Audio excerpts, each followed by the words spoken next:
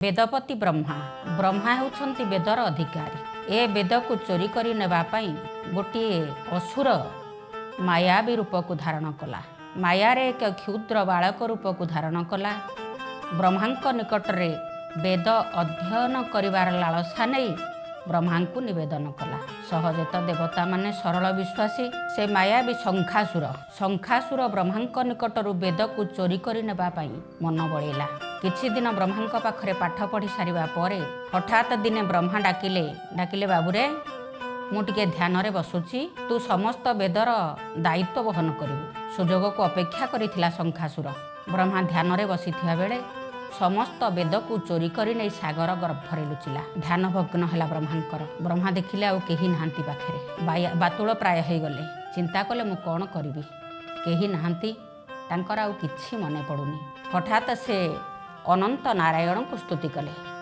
ओम शांताकारं भुजगशयनं पद्मनाभं सुरेशं विश्वाधारं गगन सदृशं मेघवर्ण शुभांगं लक्ष्मीकान्तं कमलनयनं योगिर्विधानगम्यं वन्दे विष्णु भवभयहरं सर्वलोकैकनाथ।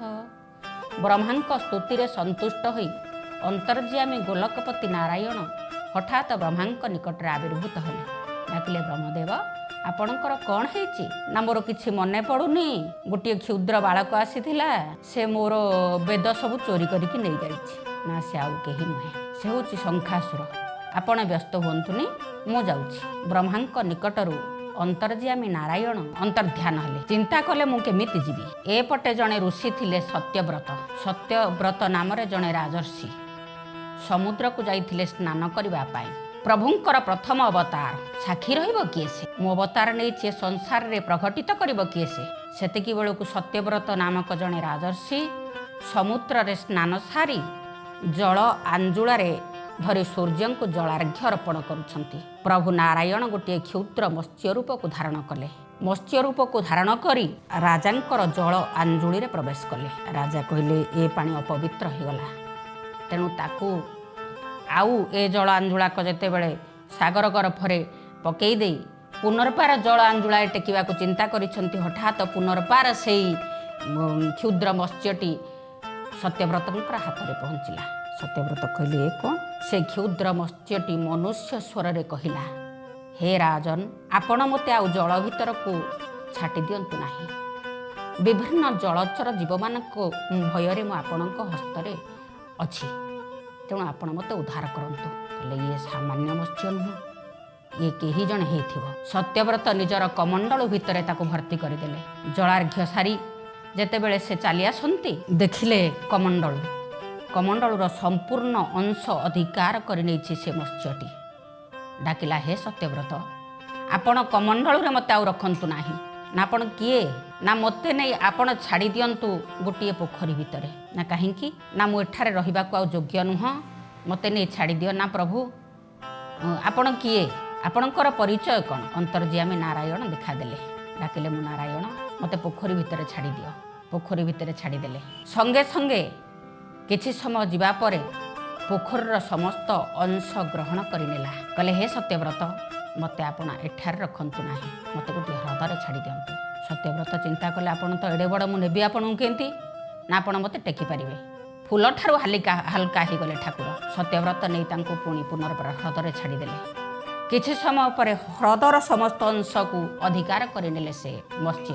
डाकिले हे सत्यव्रत मते एठारे आपण रखंतु नाही, आपण मते नहीं जांतु ह्रदरे समुद्र रे भसई दियंतु। सत्यव्रत ध्यान बल रे समुद्र रे ठाकुर को निक्षेप कले। शंखासुर तो वेद नहीं ब्रह्मा को तो कथा देइछंती वेद को उद्धार करिबा पाई। सागर समस्त अंश को जेते अधिकार करि नैछंती, जेउठी शंखासुर वेद को लुचेक रखिथिला निजे जगिकी रहिछि सेठी ठाकुर आविर्भूत हले। शंखासुर चिंता कला आउ मते निस्तार नाही। ब्रह्मा हेउछंती वेदपति, से होउछंती वेदर अधिकारी। शंखासुर ना तमे आग कह किए? ना मु नारायण।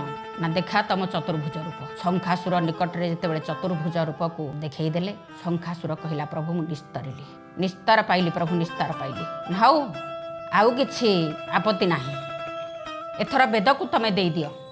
ना प्रभु मु वेद देवी नाही। केवल कौन देवता मानकर अधिकार अच्छी वेद पढ़ापी आमर कौन अधिकार आम असुर कूल बोली आमर कौन अधिकार नहीं वेद पढ़ापी मु वेद देवीनि ना रे जार जहाँ अधिकार ताकू सब्यस्त करने को दि जाऊ ना आमर कौन अधिकार नहीं ना रे शंखासुर ब्रह्मा होउछंती वेदपति तांकू तू वेद दे दे ना मु देवीनि बारंबार जिते बड़े एमती कहला नारायण कहले ताहले तू मरिबू ना मारी दियो पछे मोर किछि आपत्ति नाही मु वेद देवीनि तू एमती जिद्दी करना शंखासुर तू वेद दे दे ना ना मु देवी नाही ना दबुनी मरिबू मरिबा पूर्व तो शेष इच्छा कौन कहला प्रभु मु जानी मु मरिबी हेले मते आपण जोड़िए बर दियंतु ए जोड़ी को बर दे देले आपण मते मारिदेले तापर वेद नेबे मु जीवंत अवस्था आपण को वेद दे पारिबी नाही ओ ताले एमिति कथा हौ माय कौन बर मागुचु नारायण निकट रे मागिला बर कहला प्रभु अनेक कथा तो अनेक प्रकार विभिन्न पुराण रे विभिन्न प्रकार कथा आसे किंतु आज आपण मानक निकट रे गोटे स्वतंत्र कथा कहूची किए कहूची शंख आकृतिर क्षेत्र ना होची शंखक्षेत्र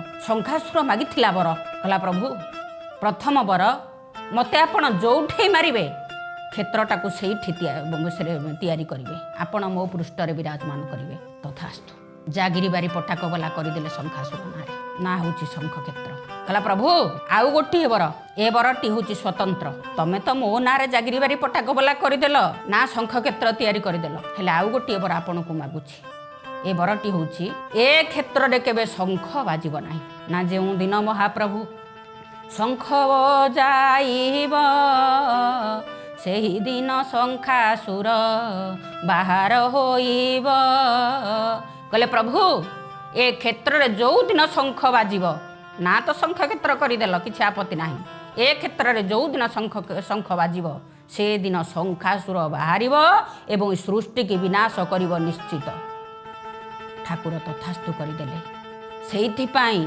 शंख क्षेत्र रे केबे शंख बाजेना शंख मंदिर भितर केबे बाजेना अनेक बिक्री होउची अनेक लोक किणिकी नौछंती ट्रायल मारिकी समस्ते नौछंती किंतु ए क्षेत्र रे केबे शंख बाजेना एई शंखासुर विनाश कले शंखासुर को वेद को उद्धार कले ब्रह्मा को नहीं तांको अर्पण कले तेणु एइथिपाई ए शंख क्षेत्रटी होउची शंखासुर नाम रे प्रतिष्ठित